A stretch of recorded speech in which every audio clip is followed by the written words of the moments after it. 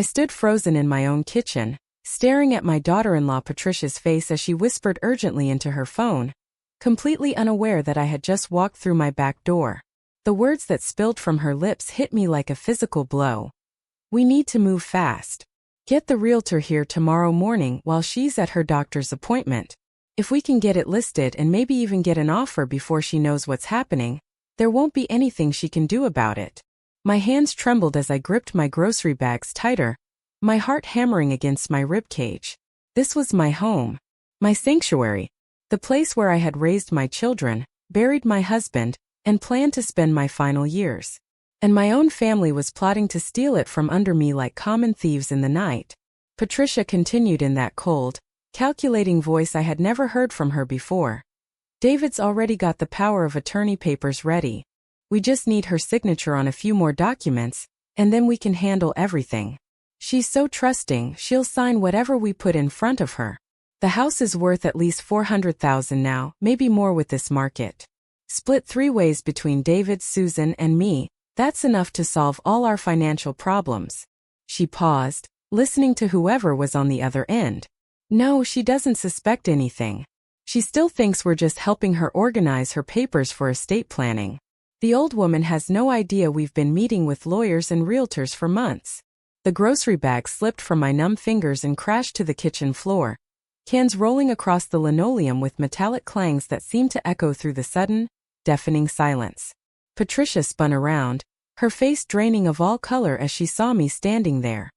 Her phone clattered to the counter as her mouth opened and closed like a fish gasping for air. For a moment, neither of us moved. The weight of what I had just discovered hung between us like a toxic cloud, poisoning the very air in my beloved kitchen. "Eleanor," Patricia stammered, her voice cracking. "I didn't. You weren't supposed to." She reached toward me with shaking hands, but I stepped back instinctively, my body recoiling from her touch as if she were a venomous snake.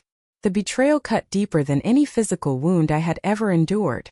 This woman, whom I had welcomed into my family 23 years ago, whom I had helped through her difficult pregnancy with my grandson, whom I had supported through her mother's cancer battle, whom I had treated like my own daughter, she had been plotting against me with the cold efficiency of a corporate raider. And my own children, David and Susan, the babies I had nursed through fevers and nightmares, whose scraped knees I had bandaged and whose dreams I had nurtured. They were part of this conspiracy to rob me of everything I held dear. I am Eleanor Patricia Whitmore, and at 74 years old, I had lived through the Great Depression as a child, survived the loss of my parents in a car accident when I was barely 25, raised 4 children mostly on my own while my husband Harold worked double shifts at the steel mill, nursed Harold through his final battle with lung cancer, and had weathered every storm life threw at me with dignity and grace. But nothing had prepared me for this moment when I discovered that my own blood had turned against me with such calculated cruelty. This house on Maple Street wasn't just 4 walls and a roof to me. It was the repository of 52 years of memories, the place where I had built my life from nothing into something beautiful and meaningful. Harold and I had bought this modest 2-story colonial in 1971 with every penny of our savings and a 30-year mortgage that seemed impossible at the time. We were young and foolish and desperately in love, and this house represented all our dreams for the future. In the living room, I had rocked each of my 4 babies to sleep while snow fell outside the bay window. In the kitchen, I had prepared thousands of meals, from simple Tuesday night dinners to elaborate holiday feasts that brought the whole extended family together. In the backyard, Harold had taught our children to throw a baseball and ride a bicycle, and later helped them work on their cars and prepare for prom dates. Every room held sacred memories. The master bedroom where Harold and I had shared our most intimate moments, and where I had held his hand as he took his final breath 3 years ago. The small bedroom that had been David's, with the growth chart we had marked on the doorframe and the tiny hole in the wall from when he had tried to hang a poster with a nail that was too big. Susan's room, painted pink at her insistence when she turned 8, where she had spent hours writing in her diary and talking on the phone with her friends. The basement where Harold had his workshop, and where he had patiently taught our children the value of working with their hands. This house had been our fortress against the world, the place where we had celebrated births and graduations and anniversaries, where we had mourned deaths and setbacks and disappointments. When Harold died, the children had suggested I might want to sell and move into a smaller place, but I couldn't bear the thought. Every creaking floorboard and every faded wallpaper pattern was part of my identity. This house was where I talked to Harold every morning over coffee, where I tended the rose garden he had planted for our 25th anniversary, where I kept all our photographs and his tools and the Christmas decorations we had collected over 5 decades of marriage. But now I was learning that my children saw it merely as a commodity, an asset to be liquidated for their financial convenience. They weren't just planning to sell my home. They were planning to trick me into giving it away, to manipulate my trust and my love for them into signing documents that would rob me of my security and independence. The casual cruelty of it stole my breath away. David, my eldest, had always been ambitious, but I had never suspected him of being capable of such deception. He had a good job as a regional sales manager, a beautiful wife in Patricia, and 2 wonderful teenage children. But apparently it wasn't enough. He wanted more. And he was willing to sacrifice his own mother's well-being to get it. Susan, my only daughter, had been struggling financially since her divorce 2 years ago. But I had been helping her with her mortgage payments and her children's school expenses. I thought we were a team, facing life's challenges together. I never imagined she would repay my generosity by plotting to steal my home. As Patricia stood there stammering excuses and lies, I felt something crystallize inside me. The shock was giving way to a cold, clear anger that surprised me with its intensity. I had spent my entire life being accommodating, being the peacekeeper, being the one who sacrificed for everyone else's comfort and happiness. I had been the dutiful daughter, the supportive wife, the nurturing mother, the helpful grandmother. I had given and given and given until I sometimes wondered if there was anything left of Eleanor underneath all those roles. But in that moment, standing in my kitchen with canned goods scattered around my feet and my daughter-in-law's guilty face staring back at me, I realized that there was something left. Something strong and fierce and absolutely unwilling to be victimized by anyone, even my own children. They had underestimated me, dismissed me as a feeble old woman who could be easily manipulated and controlled. They were about to learn exactly how wrong they were. The house phone rang shrill and intrusive in the tense silence. Patricia lunged for it, probably hoping to warn whoever was calling about my unexpected return, but I was faster than she expected. My hand closed over the receiver first, and I answered with a voice that was steadier than I felt inside.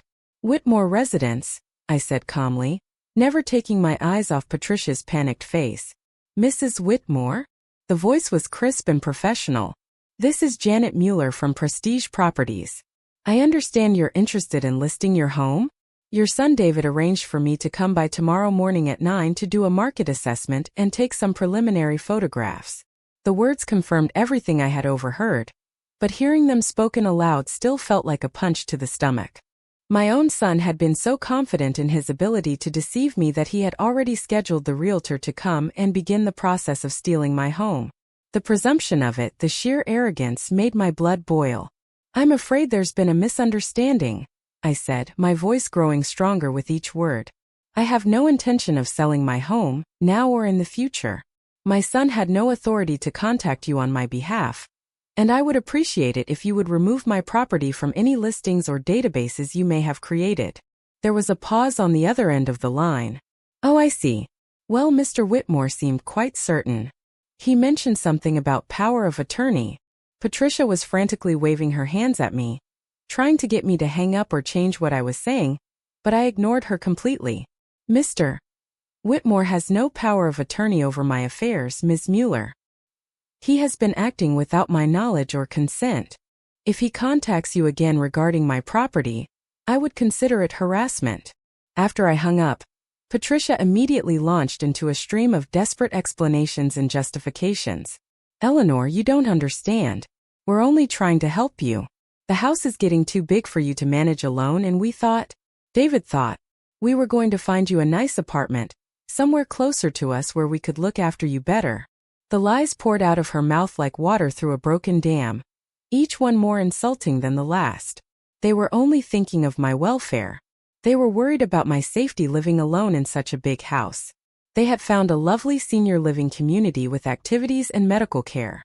They would use the money from the house sale to make sure I was comfortable for the rest of my life. Every word was a calculated manipulation, designed to make me feel guilty for being angry about their betrayal, to convince me that their deception was actually an act of love and caring. But I had heard her true thoughts on that phone call. This wasn't about my welfare or my safety. This was about their financial problems and their desire for a quick influx of cash. They saw me as an obstacle to be removed, not a mother to be cherished. "Stop," I said quietly, and something in my tone made Patricia's torrent of excuses dry up immediately. "Just stop lying to me. I heard what you really said on that phone call. I know this has nothing to do with my welfare, and everything to do with your bank accounts." Patricia's face crumpled, and for a moment I saw a flash of the young woman who had married my son all those years ago. "Eleanor, please. David is in so much trouble. His company is downsizing and he might lose his job. The mortgage on our house, the kids' college funds. We're drowning in debt. And Susan's situation with the divorce settlement. We just thought. You thought you could steal from me to solve your problems," I finished for her. "You thought you could manipulate a trusting old woman into signing away her security and independence because it would be easier than facing your financial responsibilities like adults." The truth hung between us like a blade. Patricia began to cry, but they weren't tears of remorse. They were tears of frustration and fear at being caught. She was still thinking about how to salvage their plan, how to convince me to go along with what they wanted. Even now, faced with the evidence of their betrayal, she couldn't bring herself to genuinely apologize or admit that what they had planned was wrong. That night I barely slept. I lay in the bed I had shared with Harold for 37 years, staring at the ceiling and trying to process the magnitude of what I had discovered. My children, the people I loved most in the world, had been systematically planning to rob me of everything I held dear. They had been meeting with lawyers and realtors behind my back, forging documents, and calculating exactly how to divide up the proceeds from the sale of my home, as if I were already dead and buried. The betrayal went deeper than just the house, though. It was the casual way Patricia had dismissed me as the old woman, as if I were already a non-entity whose feelings and wishes were irrelevant. It was the confidence they had shown in their ability to manipulate me, their certainty that I would be too trusting or too weak to resist their plans. It was the complete lack of respect they had shown for my intelligence, my autonomy, and my right to control my own life and property. I thought about all the ways I had supported them over the years. When David and Patricia had struggled to buy their first home, Harold and I had co-signed their mortgage and helped with the down payment. When their son Jake needed expensive orthodontic work, I had paid for it without being asked. When Patricia's mother was dying of cancer, I had flown across the country to help care for her, and had paid for Patricia's plane tickets so she could be with her mother during those final weeks. Susan had always been my baby, the youngest and most vulnerable of my children. When she had gotten pregnant at 17, I had stood by her when others in the family wanted to judge and criticize. I had helped her finish high school and had paid for her college education. When she had married young and struggled financially, Harold and I had helped with everything from car repairs to medical bills. After her divorce, I had increased my support, helping with her mortgage payments and her children's expenses, never making her feel ashamed or dependent. This was how they repaid that lifetime of love and support, with deception, manipulation, and theft. They had counted on my love for them to make me vulnerable to their schemes. They had weaponized my trust against me, knowing that I would never suspect my own children of such calculated cruelty. But as I lay there in the darkness, I realized that their biggest mistake had been underestimating me. They saw a 74-year-old widow and assumed I was helpless, that I could be easily controlled and manipulated. They had forgotten that I was the same woman who had managed our family's finances for 50 years, who had negotiated with contractors and dealt with insurance companies and handled every crisis that had come our way. They had forgotten that I had survived the Great Depression, that I had been raised by parents who taught me to be strong and independent, and never to let anyone take advantage of me. Harold used to say that I had a core of steel wrapped in velvet, that I could be soft and nurturing when that's what was needed, but that I could also be harder than nails when someone tried to hurt me or my family. He had seen that strength during our early years together when we had struggled to make ends meet, when I had worked multiple jobs while raising small children and still managed to keep our household running smoothly. He had seen it when his own mother had tried to interfere in our marriage, and I had quietly but firmly established boundaries that protected our relationship. Now it was time for my children to meet that steel core that Harold had known so well.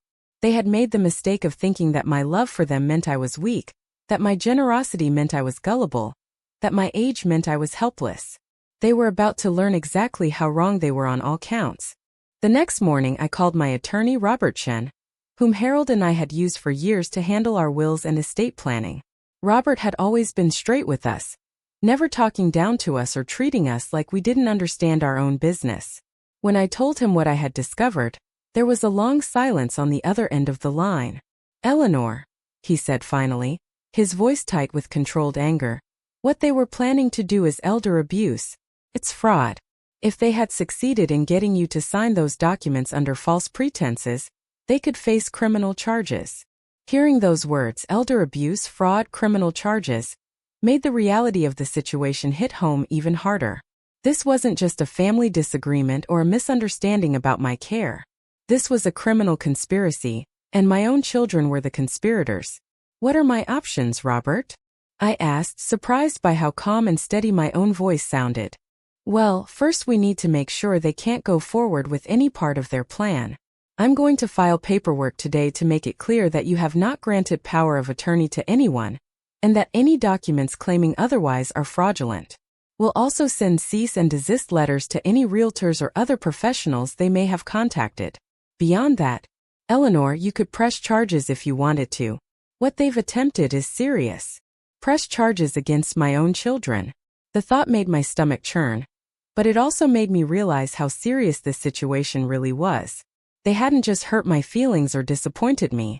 They had committed actual crimes, and they had done it with the cold calculation of people who saw me as nothing more than an obstacle to their financial goals. "Let me think about that," I told Robert. "Right now, I want to focus on protecting myself and making sure they can't try something like this again." "Understood. Can you come in this afternoon? We need to document everything you overheard and make sure all your estate planning documents are ironclad.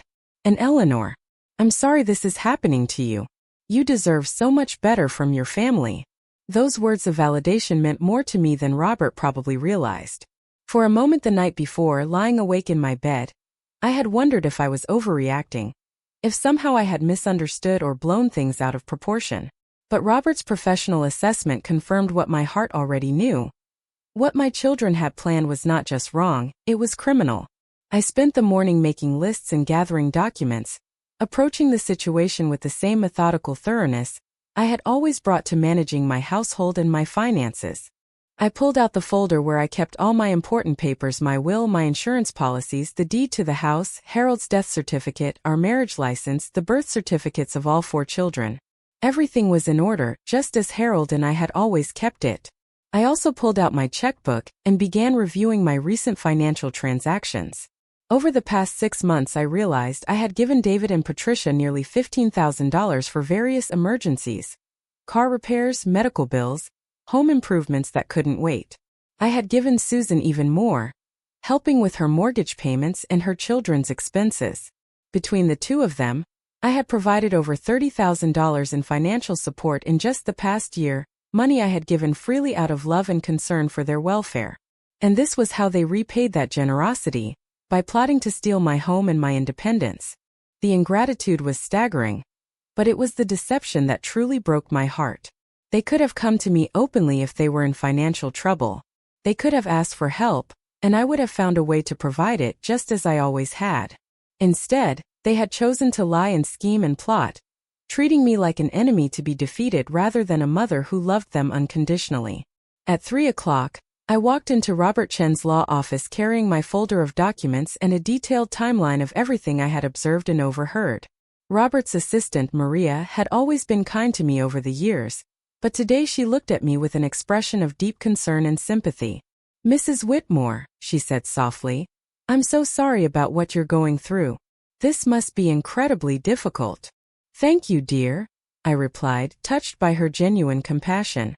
"It is difficult, but I'm determined to handle it properly." Robert's office hadn't changed much in the 20 years Harold and I had been coming there. The same leather chairs, the same wall of law books, the same family photographs on his desk. But sitting in that familiar space while discussing my children's criminal plans felt surreal. Like I had stepped into an alternate universe where everything looked the same but nothing made sense anymore. Eleanor, Robert said as I settled into my usual chair, I've spent the morning making some calls, and the situation is even worse than I initially thought. Based on what you've told me, they weren't just planning to trick you into selling the house.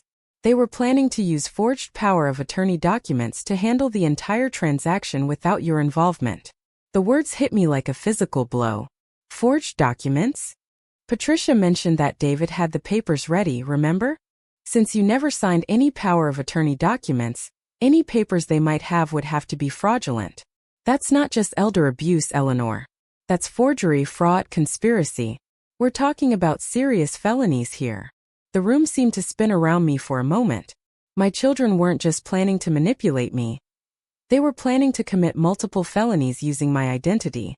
If I hadn't accidentally overheard that phone conversation, I might have come home one day to find my house sold and myself legally homeless, with no recourse except to try to prove that my own children had committed fraud against me. What happens now? I asked, my voice barely above a whisper. Well, first we document everything. I need you to write down exactly what you overheard, with as much detail as you can remember. Then we're going to take some proactive steps to protect you.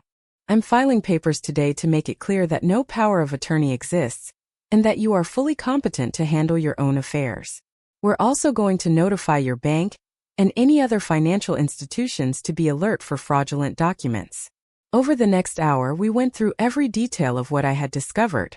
Robert took careful notes, asking clarifying questions and helping me organize the information in a way that would be useful if we needed to take legal action. As we talked, I found myself getting angry all over again at the scope and audacity of their plan. The thing that bothers me most, I told Robert, is how confident they were that they could get away with it.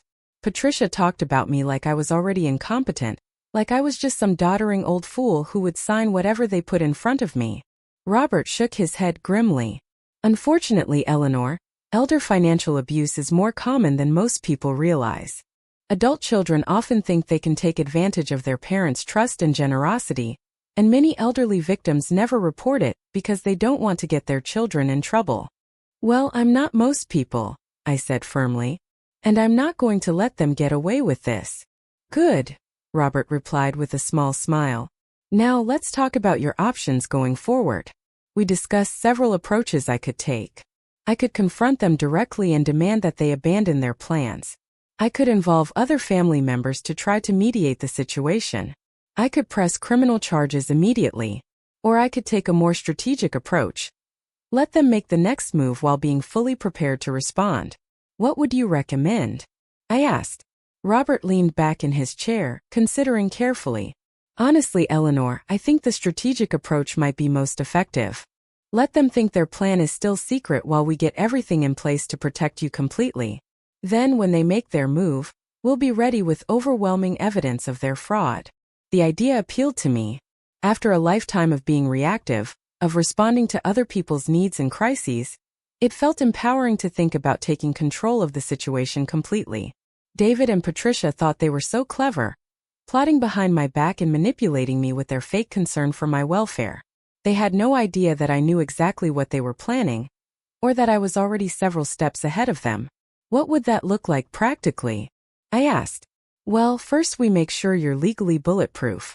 I'll prepare new estate planning documents that make your wishes crystal clear, and that specifically revoke any power of attorney that might exist, even though none actually does. We'll also set up some safeguards with your bank and other institutions. Then we wait for them to make their move, and when they do, Robert smiled grimly. Let's just say they're going to be very surprised by your response. As I drove home from Robert's office, I felt something I hadn't experienced in years, a sense of my own power and agency. For too long, I had allowed my children to treat me like a supporting character in my own life, someone whose role was to provide financial and emotional support, while having no real say in important decisions. Even before this crisis, I had noticed them making assumptions about my capabilities and my future without bothering to ask what I actually wanted. When Harold died, David had immediately started pressuring me to move into a retirement community. He had brought me brochures and insisted on touring facilities with me, never really listening when I told him I wasn't ready to leave my home. Susan had been subtler but equally presumptuous, constantly checking up on me and asking if I was managing okay, in a tone that suggested she expected the answer to be no. They meant well, I had told myself at the time. They were worried about me living alone, concerned about my safety and well-being. But now I realized that their concern had been mixed with something else, impatience.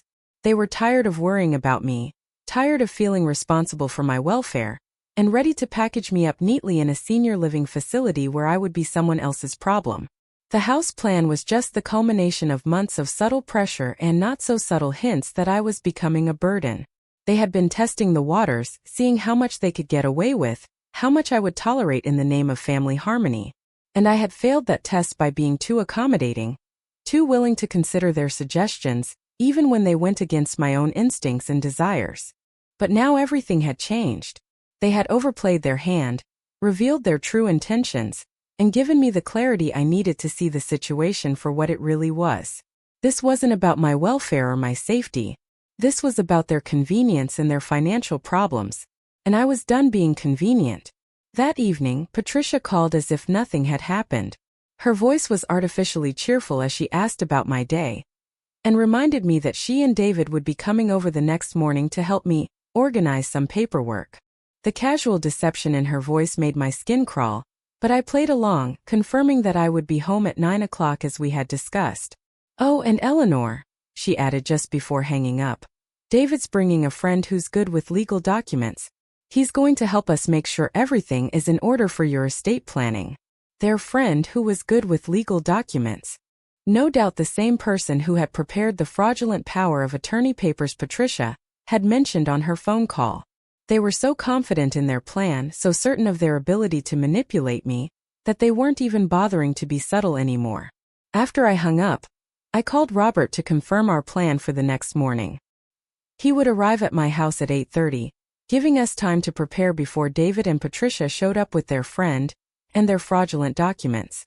We would let them begin their presentation, document everything they said and did, and then spring our surprise. Are you sure you're ready for this, Eleanor? Robert asked. It's going to be intense, and they're not going to react well when they realize you know what they've been planning. I'm ready, I said, and I meant it. For the first time in months, maybe years, I felt completely ready for whatever came next. I barely slept again that night, but this time it wasn't from shock and betrayal. It was from anticipation. Tomorrow my children were going to learn that their mother was not the helpless, easily manipulated old woman they thought she was. They were going to discover that their careful plans had been built on completely false assumptions about my character and my capabilities. More importantly, they were going to learn that actions have consequences, and that betraying someone's trust, especially someone who has given you nothing but love and support, comes with a price they might not be prepared to pay. The next morning dawned clear and bright, and I woke up feeling more alert and focused than I had in years. I put on my best navy blue dress, the one I usually reserved for church and special occasions, and took extra care with my hair and makeup. If this was going to be a confrontation, I wanted to face it looking like the dignified, competent woman I had always been. At exactly 8:30, Robert's car pulled into my driveway. I watched through the kitchen window as he got out, carrying his briefcase and wearing the serious expression I had come to associate with important legal matters. A second car followed closely behind. Robert had brought a colleague, a young woman I didn't recognize, who was carrying what looked like recording equipment. Eleanor, Robert said as I let them in, this is Sarah Martinez, one of our paralegals. She's going to document everything that happens this morning, including any documents they try to get you to sign. Sarah was probably in her 30s with kind eyes and a firm handshake. Mrs. Whitmore, she said, I want you to know that what your children are attempting is unconscionable. We're going to make sure they can't hurt you or anyone else. We had just finished setting up Sarah's recording equipment when David's BMW pulled into the driveway, followed by a silver sedan I didn't recognize. Through the living room window, I watched my son get out of his car with the confident stride of someone who thought he was about to pull off the perfect crime. Patricia emerged from the passenger seat, checking her appearance in the car's side mirror before walking toward the house.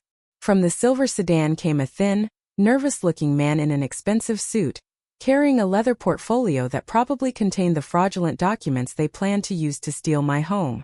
The doorbell rang at exactly 9 o'clock. I took a deep breath, squared my shoulders, and went to answer it with Robert and Sarah positioned discreetly in the adjacent dining room where they could hear and see everything but wouldn't be immediately visible to my visitors. "Good morning, Mom," David said, leaning in to give me his usual perfunctory kiss on the cheek. "You remember we're here to help you get your paperwork organized, right?"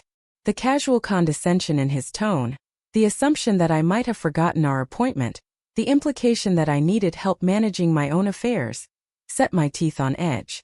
But I smiled pleasantly and invited them in, playing the role of the trusting, slightly confused elderly mother they expected me to be. "Of course, dear," I said. "I've been looking forward to getting everything sorted out." Patricia followed David into the living room, and she seemed more nervous than usual, avoiding direct eye contact and fidgeting with her purse strap. The man with the portfolio hung back slightly, as if waiting for an introduction. "Mom," David said, settling into Harold's old recliner without being invited. "This is Mr. Stevens. He's a legal consultant who specializes in estate planning for seniors. We thought it would be helpful to have his expertise as we go through your documents." Mr. Stevens stepped forward with a smile that was probably meant to be reassuring but came across as oily and insincere. He was younger than I had expected, probably in his early 40s, with the kind of slick presentation that immediately made me distrust him. "Mrs. Whitmore," he said, extending his hand. "It's such a pleasure to meet you. Your son and daughter-in-law have told me so much about you. They're wonderful children, so concerned about your welfare and security." The irony of his words, calling David and Patricia wonderful children while helping them commit fraud against me, was almost funny. I shook his hand briefly and invited everyone to sit down, offering coffee and cookies as if this were a normal family visit rather than an elaborate criminal conspiracy. "Now then," David said once everyone was settled, "Mom, we've been thinking a lot about your situation here in this big house, and we're worried about you managing everything on your own." Here it comes, I thought. The careful setup designed to make me feel helpless and dependent. Patricia jumped in with rehearsed concern. "Eleanor, yesterday when I was here helping you with the groceries, I noticed that the front steps are getting a bit wobbly, and the gutters need cleaning. Winter's coming, and we're just worried about you keeping up with all the maintenance and repairs."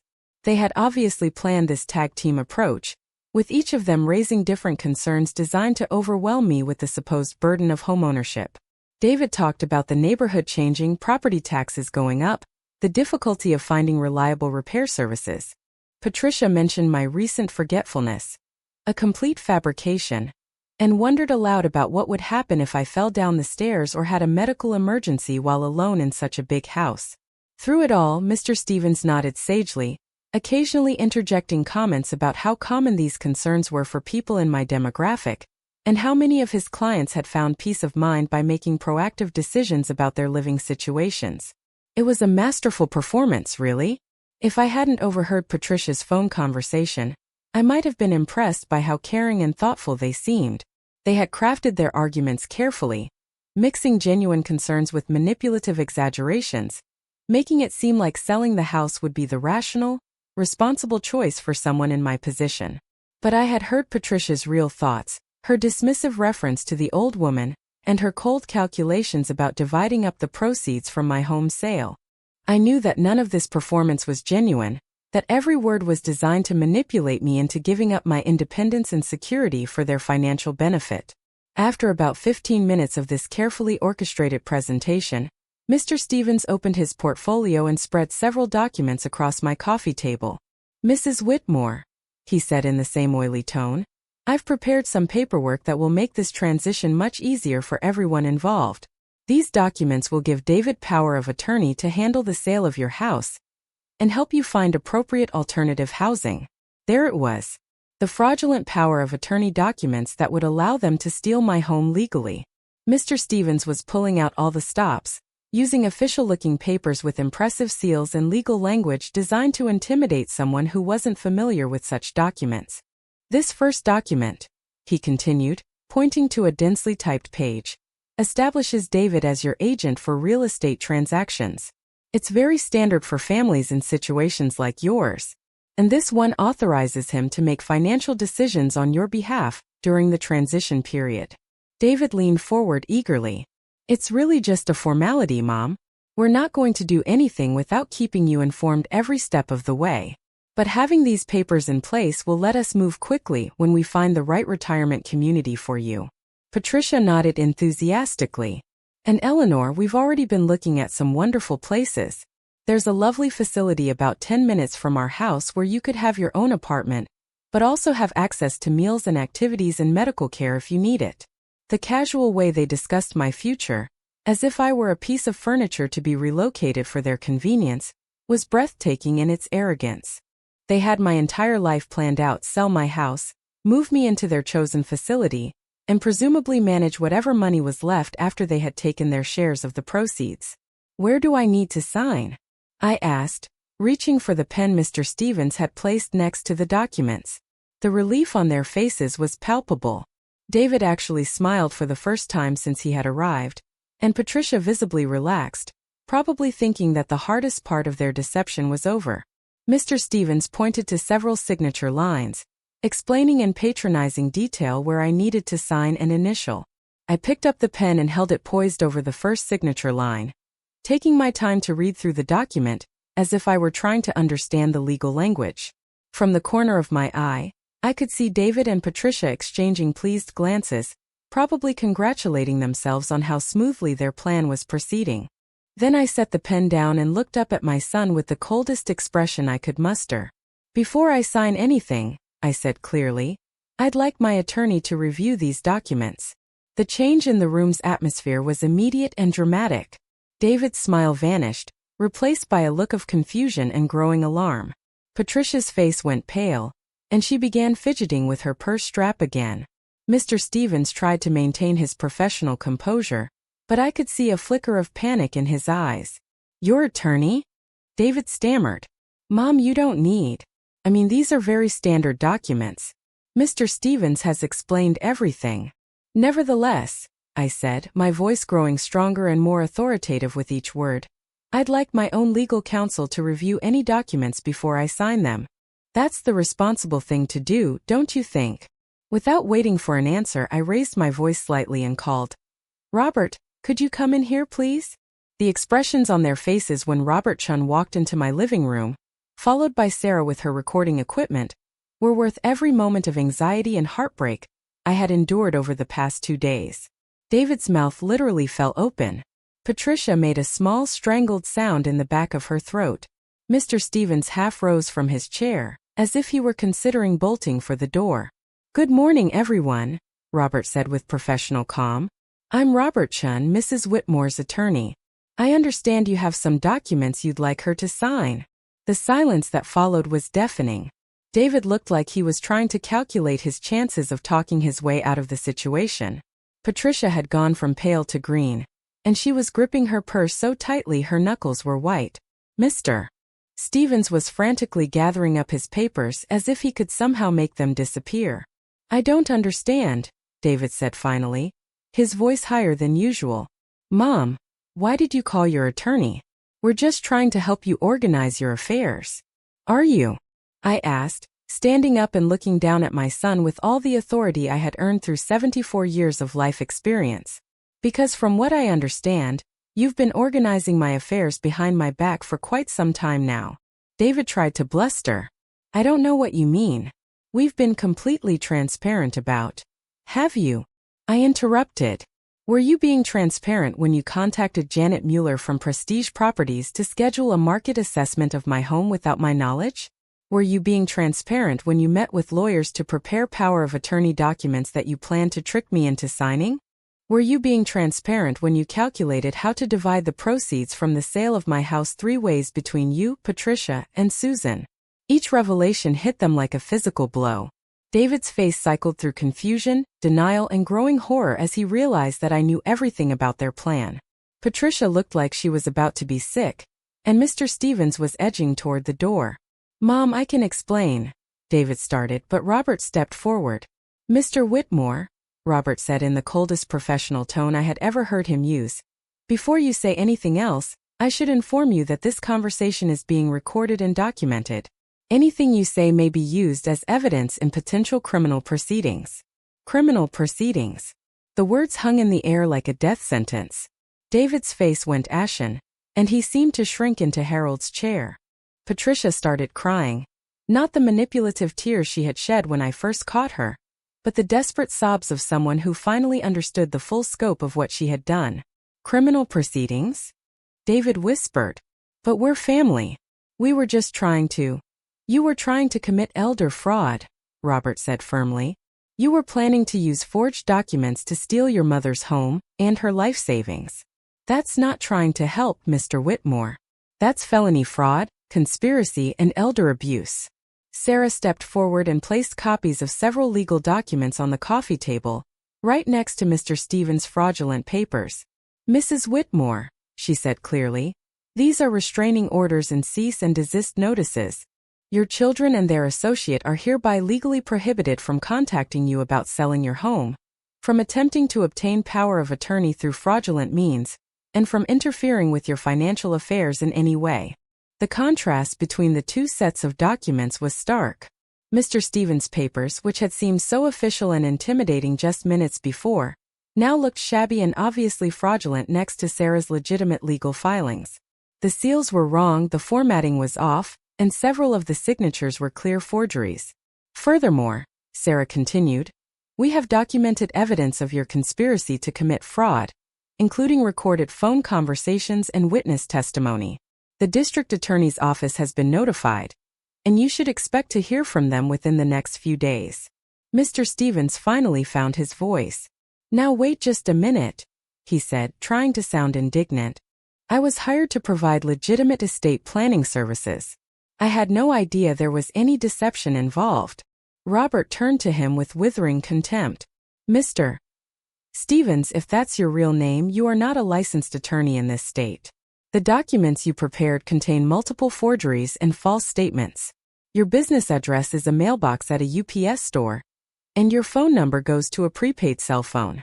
You are what we call a professional fraud artist, and you have just committed multiple felonies in front of witnesses and recording equipment. As the full reality of their situation sank in, the room erupted into chaos. David started shouting about how this was all a misunderstanding, how he was only trying to protect me from making poor decisions about my future. Patricia was crying hysterically, begging me to forgive them and insisting that they had never meant to hurt me. Mr. Stevens was demanding to speak to his attorney, apparently forgetting that he had just claimed to be one himself. Through it all, I sat in my chair feeling strangely calm and centered. For the first time in 2 days, I wasn't the victim in this situation. I wasn't the helpless old woman being manipulated and deceived by people who were supposed to love and protect me. I was the one in control, the one with all the power, the one who had outmaneuvered the people who thought they were so much cleverer than I was. Enough, I said quietly, and something in my tone cut through all the shouting and crying. The room fell silent, and everyone turned to look at me. David, Patricia, I want you to leave my house now. Take your friend with his fraudulent documents and get out. Mom, please, David said, his voice breaking. Let me explain. Let me make this right. There is no making this right, I replied firmly. You didn't make a mistake, David. You didn't misunderstand something or act impulsively. You spent months planning to rob me of my home and my independence. You involved your wife and your sister in a criminal conspiracy against your own mother. You hired a fraud artist to help you forge legal documents. This wasn't a momentary lapse in judgment. This was a deliberate, calculated betrayal of everything I thought our relationship meant. Patricia tried one last desperate appeal. Eleanor, we love you. We were scared and desperate, but we love you. Doesn't that count for something? If you loved me, I said, looking directly into her eyes, you would have come to me honestly when you were in financial trouble. You would have asked for help instead of trying to steal from me. You would have respected my intelligence and my right to make my own decisions about my life and my property. Love doesn't plan elaborate deceptions. Love doesn't dismiss someone as the old woman who can be easily manipulated. Love doesn't calculate how to divide up someone's assets while they're still alive. The truth of those words seemed to hit Patricia like a physical blow. She stopped crying and stared at me with something like recognition, as if she was finally understanding the magnitude of what they had done. Mr. Stevens was already heading for the door, clutching his portfolio of fraudulent documents. This is harassment, he called back over his shoulder. You'll be hearing from my attorney. Yes, we will, Robert called after him. We'll be hearing from your public defender at your arraignment. David made one last attempt to salvage the situation. Mom, I know you're angry, and you have every right to be. But I'm still your son. Susan's still your daughter. We made a terrible mistake, but we're still your family. I looked at this man who had once been my precious baby, my firstborn child, the little boy I had rocked to sleep and worried over through every childhood illness and adolescent crisis. I had been so proud of him when he graduated from college, when he got married, when he started his own family. I had bragged about his success to my friends, and had always been there to support him through every challenge he had faced. But the man standing in my living room wasn't that child anymore. He was someone who could look me in the eye and lie with absolute conviction. He was someone who could plan to steal my home while accepting my financial help with his own problems. He was someone who could dismiss my intelligence and my autonomy so casually that he never even considered that I might discover his plans. You may be my biological children, I said slowly, but family doesn't treat each other the way you've treated me. Family doesn't conspire to steal from each other. Family doesn't forge documents and hire criminals to rob their own mother. You stopped being my family the moment you decided that my home and my security were less important than your financial convenience. Those words seemed to break something inside David. His shoulders sagged, and for a moment he looked like the scared little boy he had once been. But it was too late for me to feel sympathy for him. He had made his choices, and now he had to live with the consequences. Patricia was still crying as they gathered their things and headed for the door. At the last moment, she turned back to me with desperate eyes. Eleanor, what about the grandchildren? What about Jake and Emma? Are you going to punish them for our mistakes? It was a low blow, trying to use my love for my grandchildren to manipulate me one more time.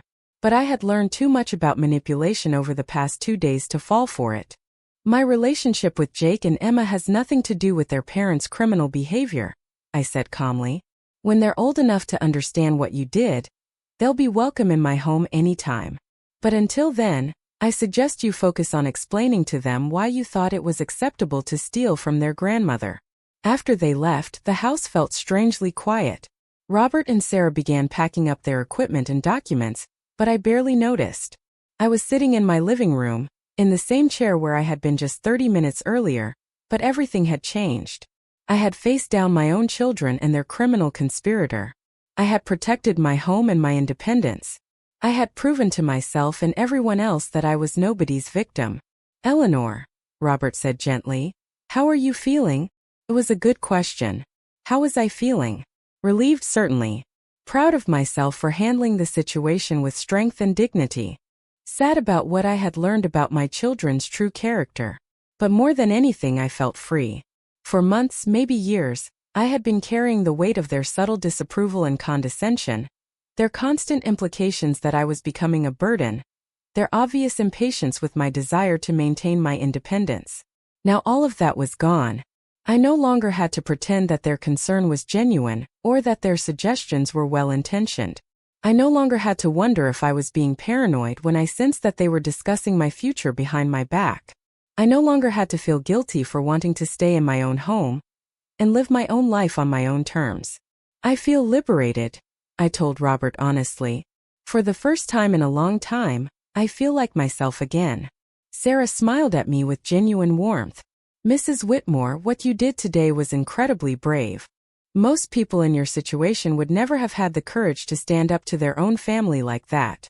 Most people in my situation don't have attorneys like Robert, I replied, or paralegals like you who are willing to document criminal behavior by family members.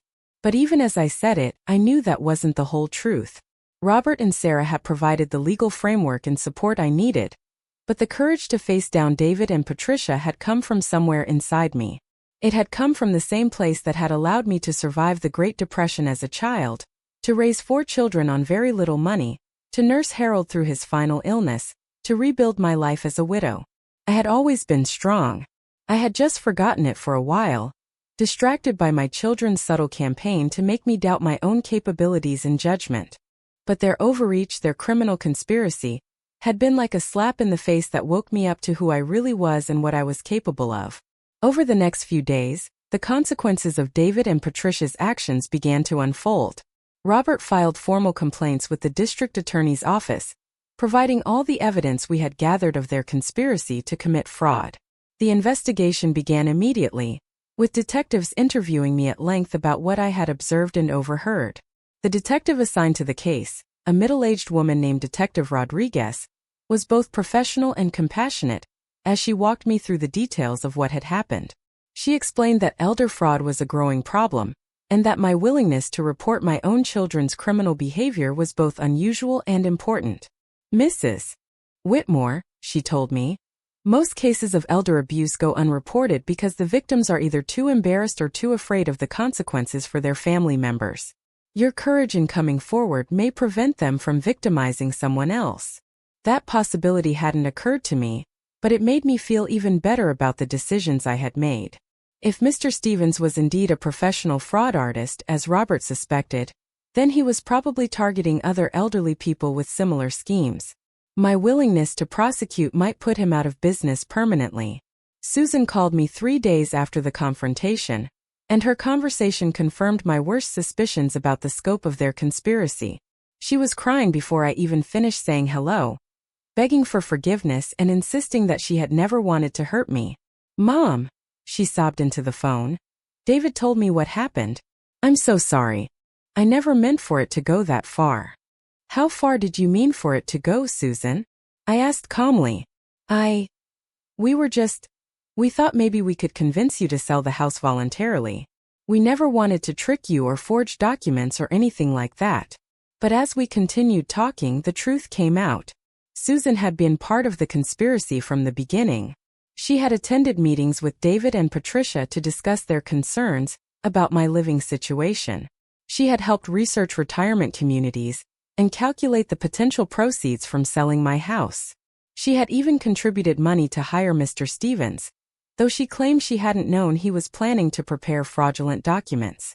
"I thought we were just going to present you with some options," she insisted.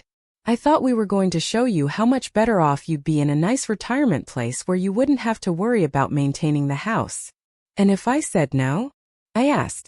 "What was your plan if I refused to go along with your suggestions?" The long silence that followed told me everything I needed to know.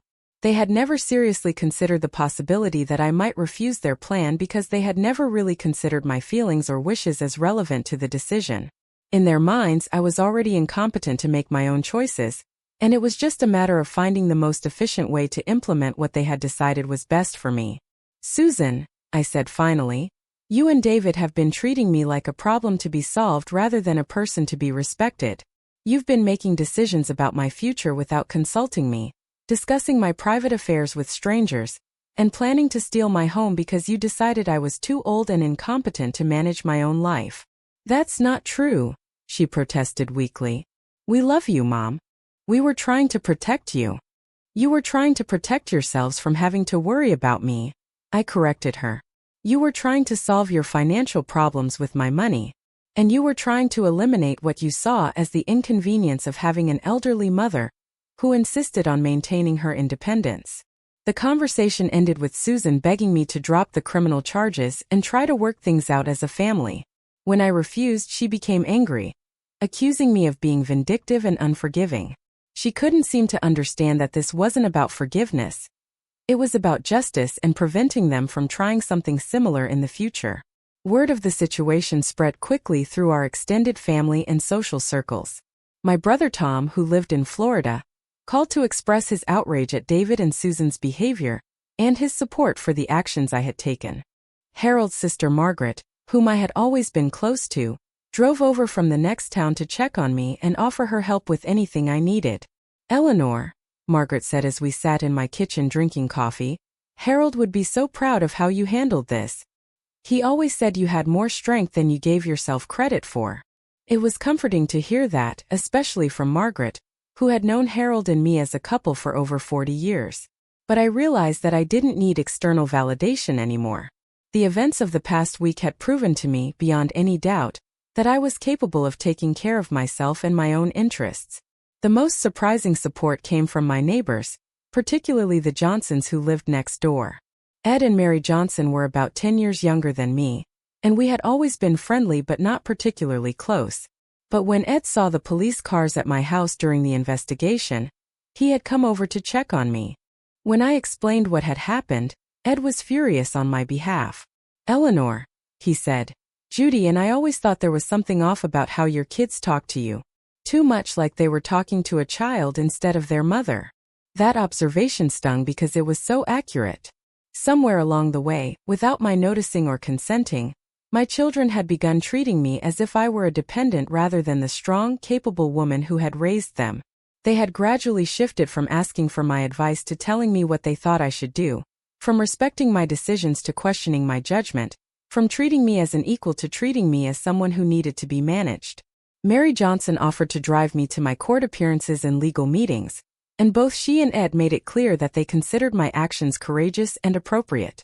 "It takes real strength to stand up to your own children when they're trying to take advantage of you," Mary told me. "Most people your age would just go along with it to keep the peace." But I was discovering that keeping the peace had been overrated. For too many years, I had prioritized family harmony over my own needs and boundaries. I had accepted disrespectful treatment because I didn't want to cause conflict. I had allowed my children to make assumptions about my capabilities because challenging them seemed like more trouble than it was worth. The criminal case moved forward quickly. Mr. Stevens, whose real name turned out to be Michael Thompson, was arrested at his apartment in a neighboring county. He had a long criminal history involving fraud schemes targeting elderly victims, and the documents he had prepared for David and Patricia were just his latest attempt to steal from vulnerable seniors.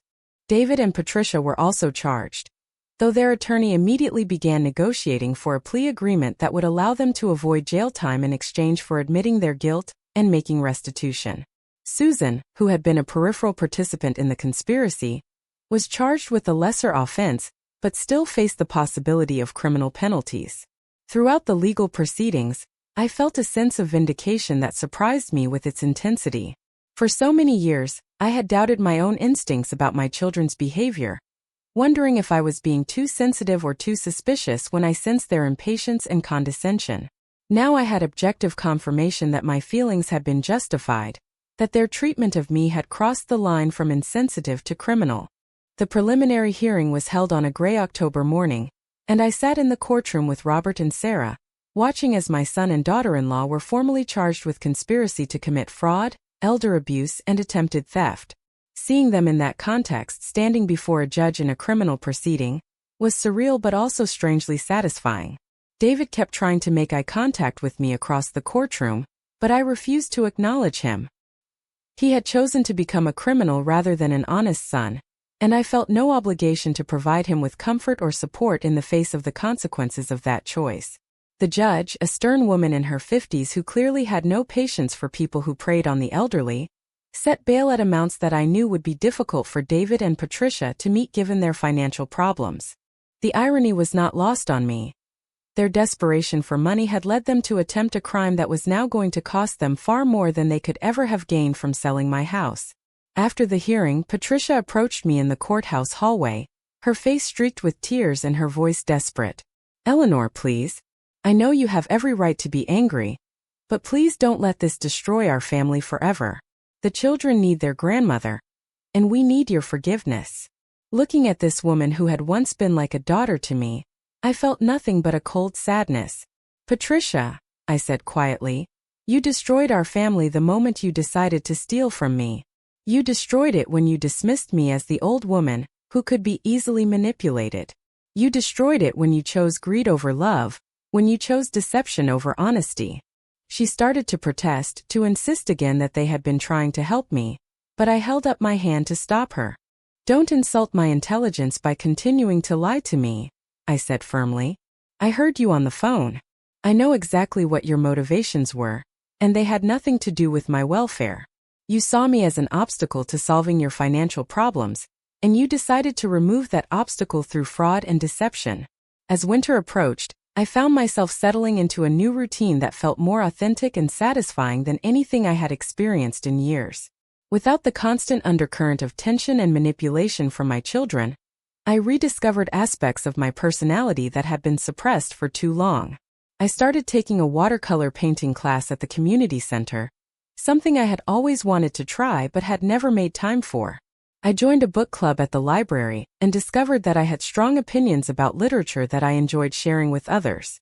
I began volunteering at a local food bank, using my organizational skills to help families in need. Most importantly, I reconnected with old friends I had neglected during the years when I had been so focused on managing my children's expectations and demands. Women I had known since my children were small, who remembered me as I had been before I became defined primarily as David's and Susan's aging mother. "Eleanor," my friend Betty told me over lunch one day, "you seem like your old self again. More confident, more decisive. It's wonderful to see." "I feel like my old self," I admitted. "Or maybe like a new version of my old self. Stronger and less willing to compromise my own needs for other people's comfort." The criminal case was finally resolved in December. Michael Thompson, the fraud artist, pleaded guilty to multiple felonies and was sentenced to 3 years in prison. David and Patricia pleaded no contest to reduce charges and received probation, community service, and an order to pay substantial restitution to cover my legal expenses and the emotional distress they had caused. Susan's case was handled separately, and she received a suspended sentence and probation in exchange for her cooperation with the investigation and her testimony against Thompson. She wrote me a long letter of apology that seemed more genuine than anything David or Patricia had said, but I wasn't ready to respond to it yet. At the final hearing, the judge addressed David and Patricia directly before accepting their plea agreement. "Mr. and Mrs. Whitmore," she said sternly, "what you attempted to do to Mrs. Whitmore is not only criminal, it's a betrayal of the most fundamental bonds of family trust. You targeted your own mother, a woman who loved and supported you throughout your lives, because you saw her as an easy mark for your fraudulent scheme." She continued, "Elder abuse is one of the most despicable crimes that comes before this court, because it preys on the vulnerability and trust of our most vulnerable citizens. The fact that you are Mrs. Whitmore's own children makes your actions even more reprehensible." The judge then turned to me. "Mrs. Whitmore, I want to commend you for your courage in reporting this crime and seeing it through to prosecution. Many elderly victims are too embarrassed or too afraid of the consequences for their families to take the steps you have taken. Your actions have not only protected yourself, but they have helped send a message that elder abuse will not be tolerated in this community." As we left the courthouse for the final time, Robert put his hand on my shoulder. "Eleanor," he said, "I hope you're proud of what you've accomplished. You've shown incredible strength and dignity throughout this entire ordeal." I was proud, but not just of how I had handled the criminal case. I was proud of how I had reclaimed my life and my identity. I was proud of the new friendships I had formed and the activities I had pursued. I was proud of the way I had established clear boundaries and refused to accept disrespectful treatment from anyone. Most of all, I was proud that I had trusted my own instincts and judgment, even when that meant standing up to my own children. For too many years I had second-guessed myself, wondering if my feelings were valid, if my boundaries were reasonable, if my desire for independence was selfish. Now I knew better. My feelings had been valid. My boundaries had been reasonable. My desire for independence had been not only appropriate but essential to my well-being and self-respect. As spring arrived, I received an unexpected visitor. Jake, David and Patricia's 17-year-old son, appeared at my door one Saturday morning, looking nervous and uncertain but determined to see me. "Grandma," he said when I opened the door, "could we talk? I know what my parents did was wrong, and I wanted to apologize for them and for not standing up for you." I invited him in and made us both coffee, studying his face as he struggled to find the right words. He had grown so much in the months since I had seen him, and he looked more like his grandfather Harold every day. "I heard them talking about selling your house," he said finally. "I knew it was wrong, but I was too much of a coward to say anything. I should have warned you or told someone, but I was afraid of getting them in trouble." His honesty touched me deeply. "Jake," I said gently, "you were a minor living in their house. It wasn't your responsibility to protect me from your parents' criminal behavior. That responsibility belonged to them, and they failed it completely." We talked for over an hour, and I learned that Jake had been troubled by his parents' financial stress and their increasing discussions about what to do about Grandma. He had never imagined they would go as far as they did, but he had sensed that something was wrong with their plans.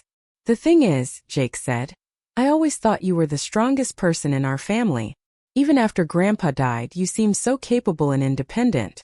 I never understood why my parents talked about you like you were helpless. They talked about me that way because it made their plan easier to justify, I explained. If they convinced themselves that I was incompetent and needed their help, then stealing from me could be reframed as helping me. When Jake left that afternoon, he hugged me tightly and promised to visit again soon. Grandma, he said, I'm proud of you for standing up to them. It took real courage. That summer, I decided to make some changes to the house that I had been considering for years, but had never gotten around to. I had the kitchen updated with new countertops and appliances, choosing colors and styles that I loved rather than trying to maintain the look that Harold and I had chosen together decades earlier. I also converted Harold's old workshop in the basement into an art studio where I could pursue my new interest in watercolor painting. It felt symbolic somehow, transforming a space that had been associated with the past into something that represented my future. The physical changes to the house were satisfying, but the emotional changes were even more significant. This was truly my home now, not just the place where I happened to live while waiting for my children to decide my fate. Every decision about decorating, maintenance, and improvements was mine to make, and I found that freedom both exhilarating and empowering. One evening in late summer, I was sitting on my front porch enjoying the sunset when Ed Johnson came over from next door. Eleanor, he said, Mary and I were just talking about how different you seem this year. Happier, more relaxed. It's good to see. I feel different, I admitted. Freer somehow. Like I'm finally living my own life instead of the life other people expected me to live. Ed nodded thoughtfully. That's what happens when you stop letting other people define you. You get to discover who you really are underneath all their expectations. As autumn approached again, marking a full year since the confrontation that had changed everything, I reflected on how much my life had transformed. I had faced down my own children's criminal conspiracy and emerged stronger and more confident than I had been in years. I had established clear boundaries about how I would and would not be treated. I had built new friendships and pursued new interests that brought me joy and fulfillment. Most importantly, I had learned that age does not equal vulnerability, that independence is not selfish, and that family loyalty does not require accepting abuse or disrespect. I had learned that my instincts and judgment were sound, that my boundaries were reasonable, and that my desire to control my own life was not only appropriate but essential. The house on Maple Street was still my sanctuary, but now it was a sanctuary I had actively chosen and defended, rather than one I occupied by default.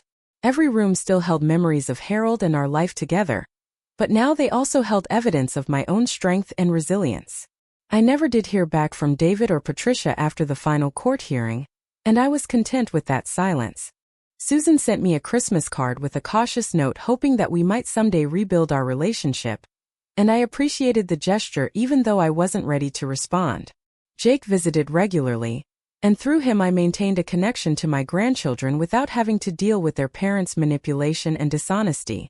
Emma, who was now 15, eventually started coming with Jake, and both of them seemed to appreciate having a grandmother who treated them as intelligent individuals rather than as children to be managed. On the first anniversary of that terrible morning when I had overheard Patricia's phone conversation, I sat in my kitchen drinking coffee and remembering how shocked and betrayed I had felt. But I also remembered the strength I had found within myself, the courage I had discovered when I was pushed too far. That strength hadn't come from nowhere. It had always been part of me, forged through decades of challenges and hardships that I had met with grace and determination. My children's criminal conspiracy had been just another challenge, albeit one that came from an unexpected direction.